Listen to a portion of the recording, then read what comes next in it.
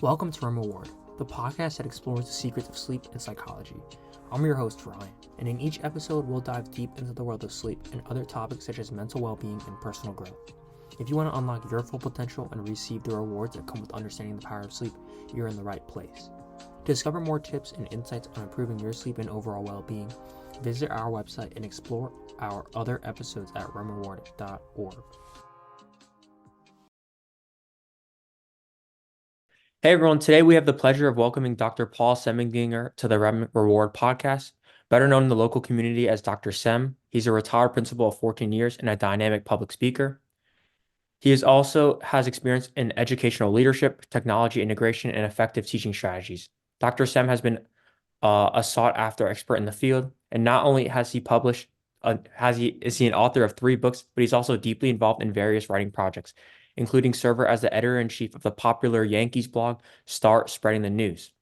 In addition to his professional pursuits, Dr. Sem dedicates time to record daily segments for King's College's radio home visitor and participates in men's softball and even runs marathons. Above all, he's a family man, a devoted husband, and a proud father of 3 amazing sons. Today, Dr. Sem is joining us as a past school administrator to share insights on sleep's impact in the school environment. Welcome, Dr. Sem, and we're excited to have you here. Ryan, I am so happy to be here, and I'm so proud of you for doing this whole podcast. Thank you so much. So I guess I kind of stole your thunder there, but could you tell us a little bit about yourself and your background as an educator? Sure. I was an educator for 30. I still am because I teach at Ramapo College. So really, okay. So my teaching career, my education career is not over, but I had a 32-year career in public education.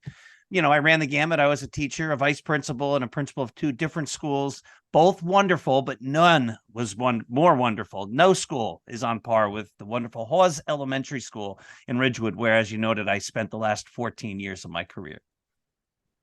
It's great to hear. Thank you so much. And what age groups of kids did you work with specifically, I guess, at Hawes or, yeah? Well, at Hawes, it was elementary. Before that, I was a middle school principal. Before that, I was a high school vice principal. And before that, I taught middle school. And I also taught a little high school by teaching in summer school. But I was mostly a middle school history teacher. Really? Okay. And what was the typical schedule for school children? Do you think the schedule was appropriate for them? Or would you have changed anything about the school day and schedule if you could choose? I think that's a great question. And I believe Ridgewood High School has changed the schedule. I believe they changed it the year after I retired. Yeah. So, Mr. Nias, who is a dynamic and really smart principal of Ridgewood High School, he was pushing that for years. So I sat in many leadership meetings district-wide with, the superintendents, the other principals, the other leaders in the district. And we had a lot of discussions. Dr. Gorman, who was the superintendent previously to the current superintendent, did a lot of work when he was the principal of Ridgewood High School as well on looking at sleep and all of those things. In the elementary school, we began the day at, I believe it was 8:35 was the first bell, and the last bell was 8:45. So the school day started at 8:45. I didn't think that was problematic for little kids because they were up and they were ready to go. The idea was that the start time for the high school for older kids was early, and the decision was made to push it back so that the high school kids could do a better job catching up on the sleep that's necessary for so much of their development in so many ways. Right. Yeah. Okay. And I guess, have you ever seen any changes in children's sleep patterns over the years, especially with the rise of technology and video games? Yes. Yeah, that's a great question. You're very insightful. Mr. Orsini, who was the principal, as you know, of BF, did a lot on technology. And I think you ended up on some TV shows and things like that, talking about the impact of, inappropriate technology for kids. And so in the elementary school, in the younger grades, obviously kids did not have access as much to iPhones and iPads and, personal devices and things like that. But as they got into the older grades, sometimes even 3rd grade, definitely 4th and 5th, they started to use them. And unfortunately, once you get hooked into social media, there is no off switch. And the fact that there would always be certain kids who couldn't break away. Right. And, we would talk to parents about that and say, don't let them have their phones in the room at night, take their phones away, limit the amount of time they're allowed to be on the phone, because as you know, it can be addicting it is addicting. Yeah. And you're always worrying about what somebody else might be saying or saying about you on a site. And what that would do for certain kids, it would deprive them of their sleep. And, they talked about blue screens and how when those things are around, your eyes don't adapt, your body doesn't adapt, and it doesn't ever really turn off, and you don't get the rest that you need. So it was less prevalent in the elementary school, but with certain kids, it was very apparent who wasn't Yeah. sleeping. Okay. Wow. That's very interesting. Thank you so much for that. And did you ever like witness children falling asleep during school, as your experience in the education field? Yes. But I think that's something that's happened in school since time immemorial, Yeah. right? Okay. When I went to school, there was no technology like that. We didn't have computers, we didn't have handheld devices or anything like that. If you wanted a telephone, it was attached to the wall and to a wire. And there were kids who fell asleep when I was in school too. So Okay. Yeah. I think part of that is when you're a high school kid, especially, there's certain times when you just want to put your head down because your body is Yeah. tired and you're going about it. But I don't think that the technology today helps that in any way, shape, or form. Hmm. And, as we talk about different starting times for schools, and Ridgewood High School addressing that, one of the first schools in the county, I believe, to really address that, those same times when people were going to school were in effect when I was going to school, when I was a high school kid. And a lot of the research says that as the human body changes, as you become a teenager and into your 20s, you can't fall asleep earlier. The Right. parents have since time immemorial told kids, go to sleep, go to sleep, go to sleep. But a lot of kids just can't. They cannot turn their brain off because their brain's not ready to turn off yet. And so there's research that says you need at least 8 hours of sleep every night. And if your body won't let you sleep for whatever reason, again, we didn't have iPhones and tablets and Androids and all that kind of stuff in our bedrooms. We Yeah. didn't even have TVs in our bedrooms a lot of times. But that didn't mean we went straight to bed. We would stay awake in the living room and watch stupid TV shows into the wee hours of the morning or whatever. So we would still be waking up too early without enough sleep, and then not performing as well as we could have in school because we were sleep deprived. Right. Yeah. And talking about sleep deprivation, like what were the side effects that you saw in students? Like, was it maybe in the mood or like their academic performance, maybe their physical ability or social interactions? Like, or I guess like what were like the impacts of inadequate sleep that you saw? I think you run the gamut there. I have to be honest. There was a teacher at Hawes. Dr. Sem didn't always get a whole lot of sleep. I worked extremely hard and I wanted to always be accessible to parents. So if somebody emailed me late in the evening, I'd email them back. And Hmm. people always knew that I got up at 4 a.m. And there Wow. was a teacher, you knew her, Mrs. Sweeney, and she taught, she was a classroom teacher. And eventually she spent her last probably decade in teaching as an ESL teacher at Hawes. And she was concerned because she had read this book, Why We Sleep. Unlocking the Power of Sleep and Dreams. I don't know if you've read this, Ryan. Yeah, I love that book. Yeah. Yeah, thank you. All right, so it's phenomenal. And Yeah. she was concerned about me. She's like, you know what? There's health effects if you don't sleep enough. And she gave me the book a number of years ago and said, you need to read this. And a lot of your questions tie in.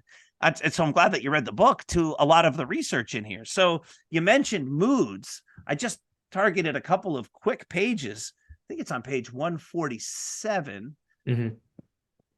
On the top here, it says,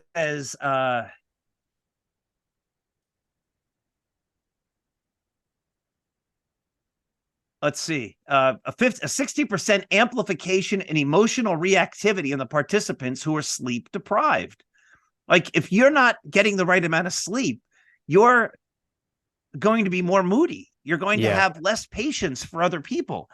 And we talk a lot about emotional intelligence and how to relate to other people and the importance of getting along.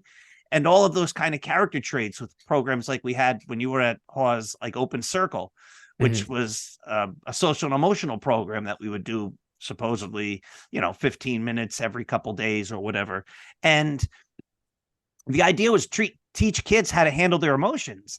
And that's all great and that's wonderful. But if they're sleep deprived and they don't have the ability physiologically to handle themselves because their body is shutting down and putting them in different areas because of the fact that they're sleep deprived, you could give 50 hours of social and emotional learning. If your body's not ready to accept it, it's Yeah. not going to pay off the dividends that you want it to. Right. Yeah, that makes so much sense. Thank you so much for that. And do you think, I guess like schools in general should like minimize homework or reduce the workload so kids don't have to stay up as late doing homework, or is there like another solution to this? I think that's a tough question to answer. So what Yeah. I'll do is I'll tell you what I think the purpose of homework should be. The Mhm. purpose of homework should be to facilitate learning. If Right. a teacher's going to give an assignment, that assignment should have a clear purpose, right? Whether it's going to be previewing the material they're going to learn the next day or giving kids an opportunity to reinforce some skills that they learned, then homework is appropriate. The idea of saying let's give less homework so kids sleep more, I think is one of those round circle types of arguments, Yeah. because I don't think a lot of kids go right home from school and do their homework. I think a lot of kids get home from school and they goof off for a while, and there's Yeah. nothing wrong with that. I'm not putting that down. I think we've all done that. You just got home from school. I think a lot of grown-ups come home from work and they want to goof off a little, right? You want to just Yeah. let your brain rest for a while. So whether you if you have an hour of homework and it's meaningful homework, that can be good work. The idea is the student needs to be disciplined enough to do that at the right time in the afternoon or evening and not wait to try to do it at midnight. If you wait Yeah. to do it at midnight, I could give you only 15 minutes of homework. But if you're doing it at 1 o'clock in the morning, it's a problem because you're not sleeping.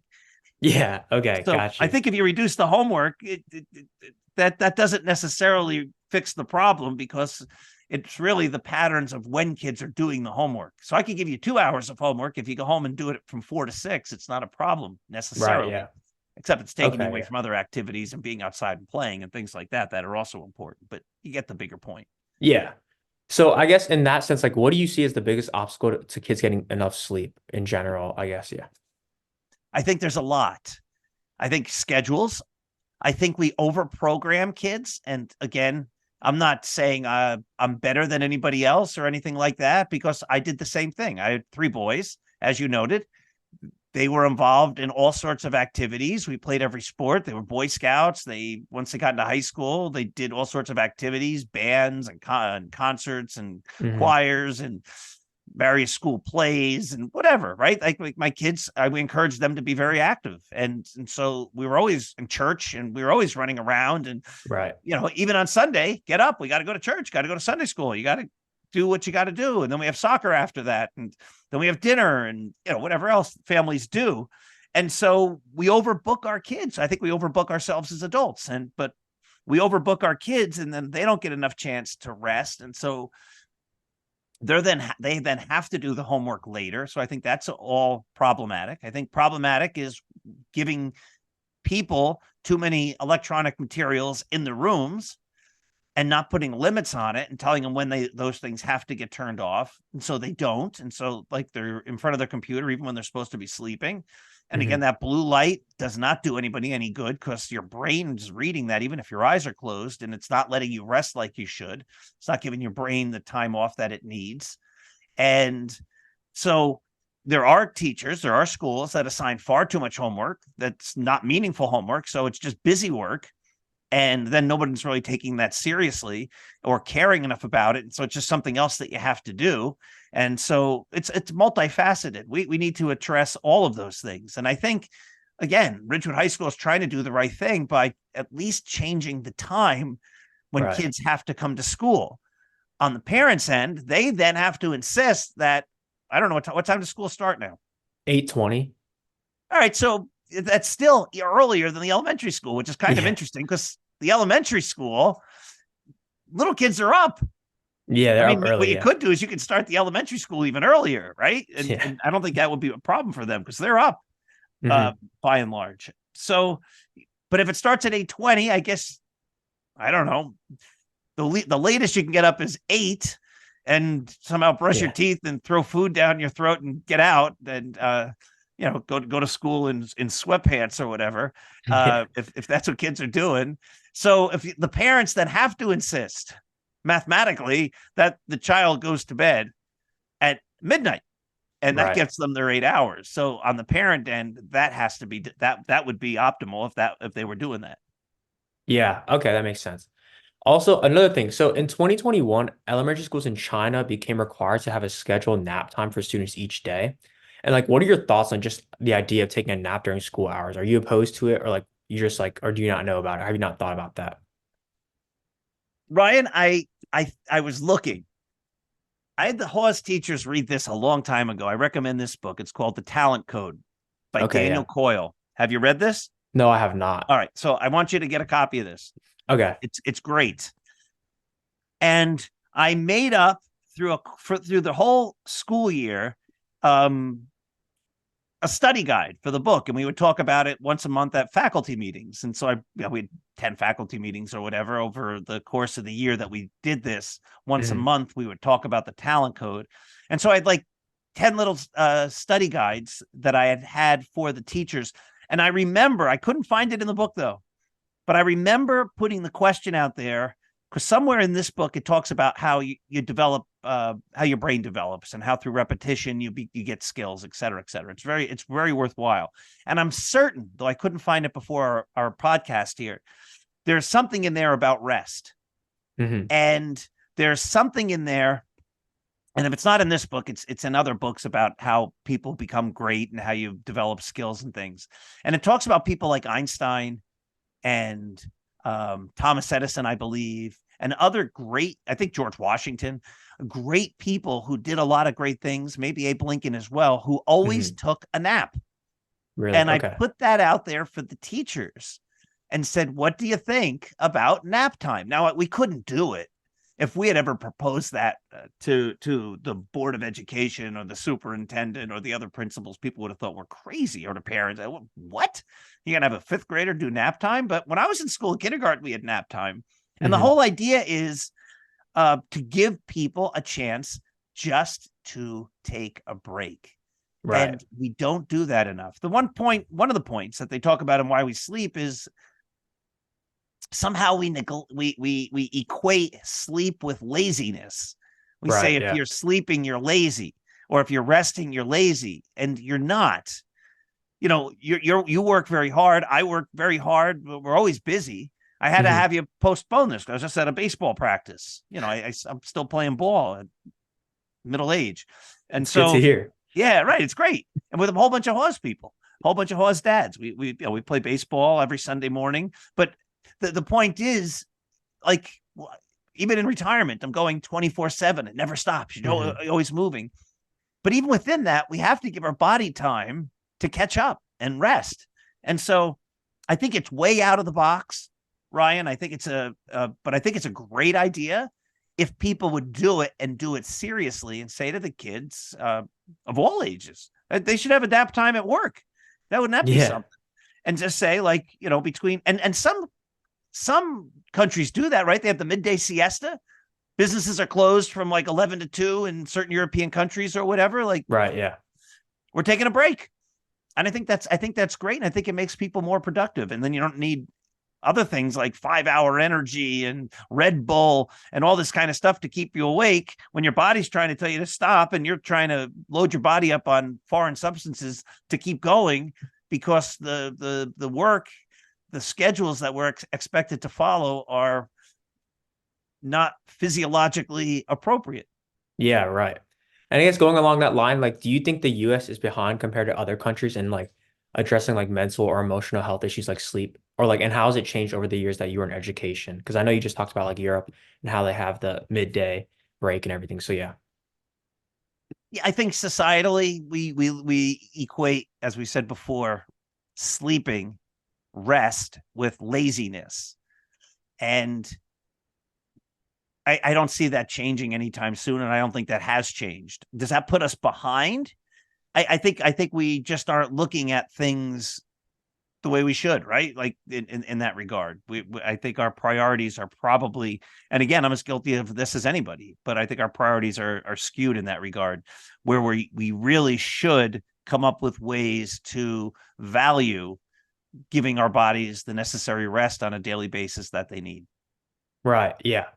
And then also, what, if any, other changes other than like delaying school start times do you think should be implemented to help children get more rest in the school environment? You made me think of a movie like Ferris Bueller where all the kids are sleeping.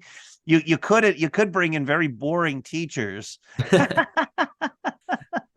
Yeah, Bueller, that would work. Yeah. Bueller, right? Like, so that would help. I'm only kidding, of course. I think what you need buy-in. You need buy-in from the parents. You need buy-in from the teachers. You need buy-in from the administration. You need buy-ins from the Board of Education to the community. Like, to say we are going to make this a priority, you'd need to explain why. You wouldn't just be able to look at one text, even though as great as this book is. You wouldn't be able to just say, because this is just Dr. Walker's positions, right? It's his, you'd have to see it other people, have experts come in and talk about the value of sleep. And you'd have to have other people come in and tell you why they don't know what they're talking about it on some sense, right? Like to dispute all that, debate all that, and get the best possible research you can. I think the research would be in favor of more sleep. And then it would have to be one of those things that everybody commits to. The year before I came, or a couple of years before I came to Ridgewood, so you're looking at like 2007, 2006, something in that area, they had tried something to build more family time.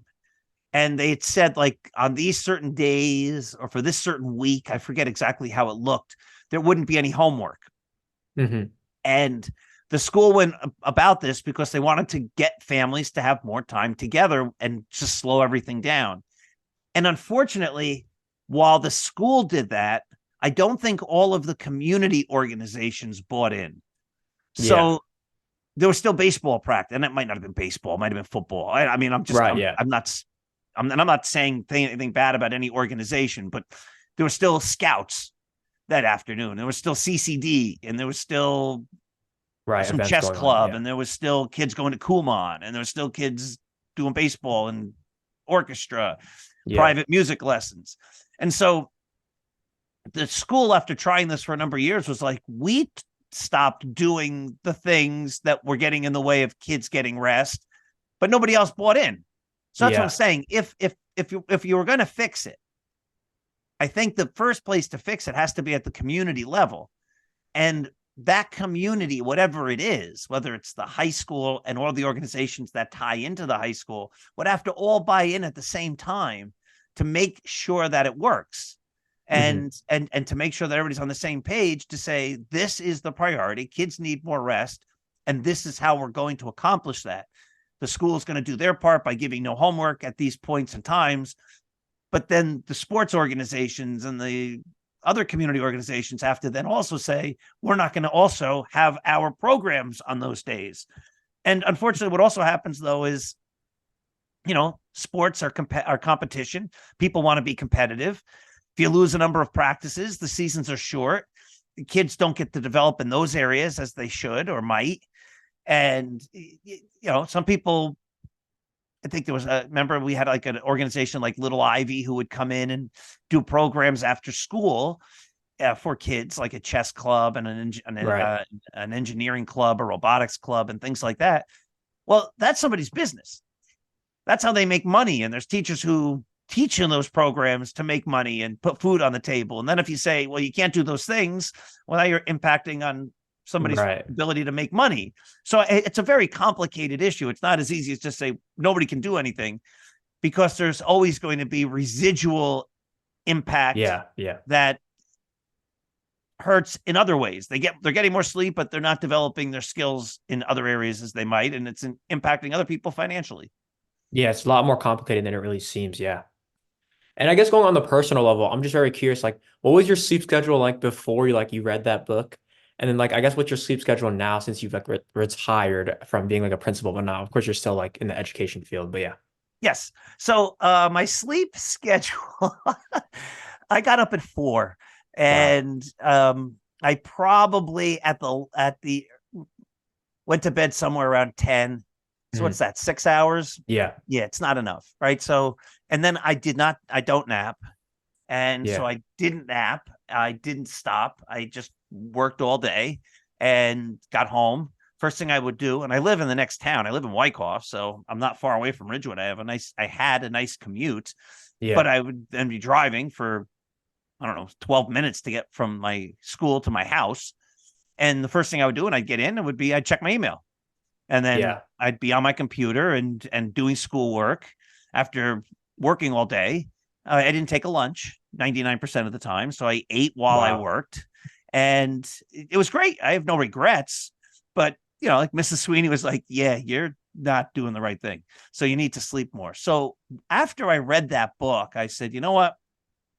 I believe it. She's right. The book is right," and so I stopped always getting up at 4. I stopped staying up.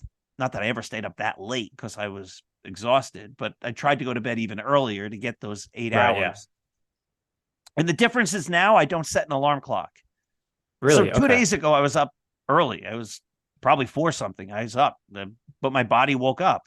Hmm. And I feel if my body wakes up without an alarm clock, then it's okay. My body's saying you're good. Yeah. But I usually I'm sleeping, you know, I don't sleep late. My wife said to me, "Have you ever slept past 7 a.m.?" I said, "I don't know, maybe once." So Yeah. I'm still getting up at a relatively early hour, but I'm not getting up at an ungodly hour like 4 a.m. every single day to Yeah. do what I need to do. Yeah, but it's like on a natural level, like you don't need an alarm clock. So that's like fine, yeah. And I'm also curious, like when you did get those like consistent like 6 hours, like 10 to 4 a.m., did you feel like I guess like maybe your cognition was getting worse or like did you feel any of like those like consequences of it or no?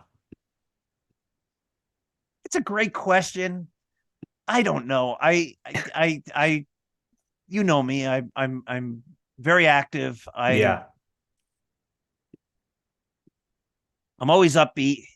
I did drink a lot of soda. Mhm.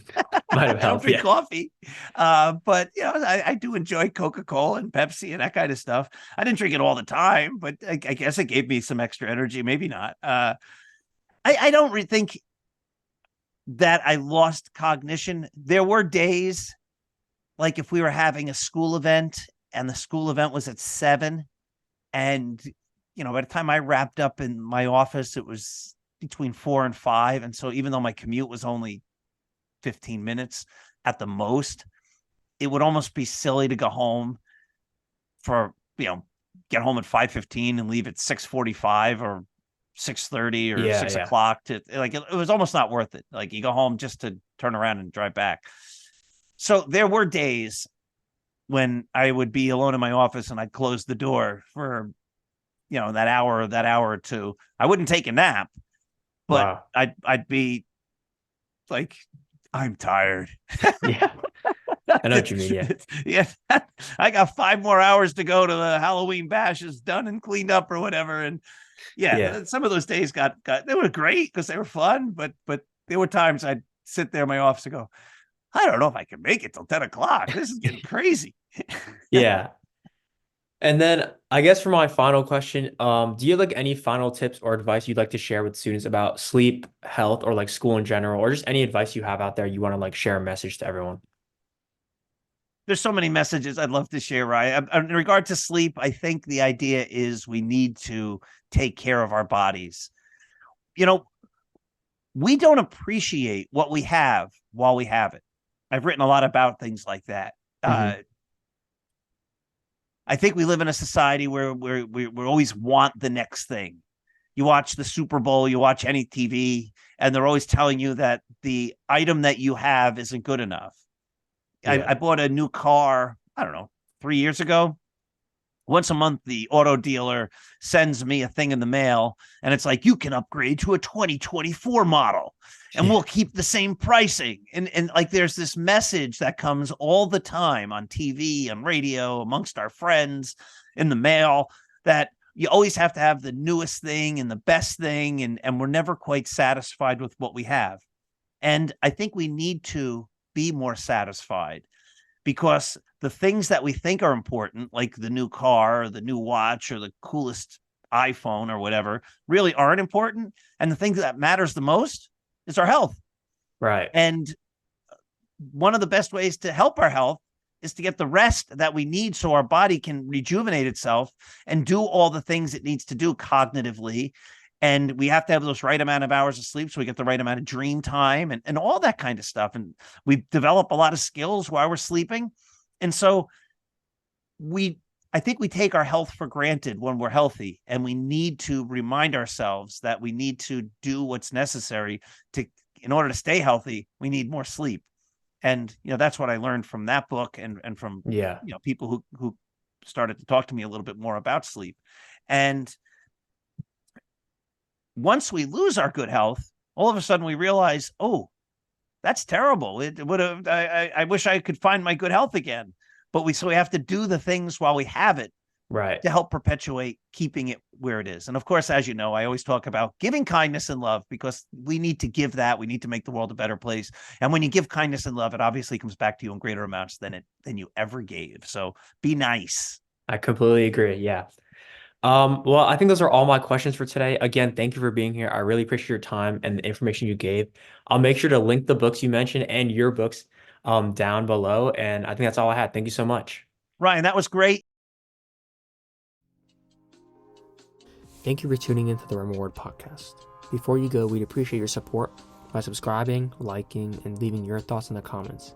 Stay tuned for our next podcast, where we will be joined by a special guest speaker to explore even more about the fascinating world of sleep and psychology.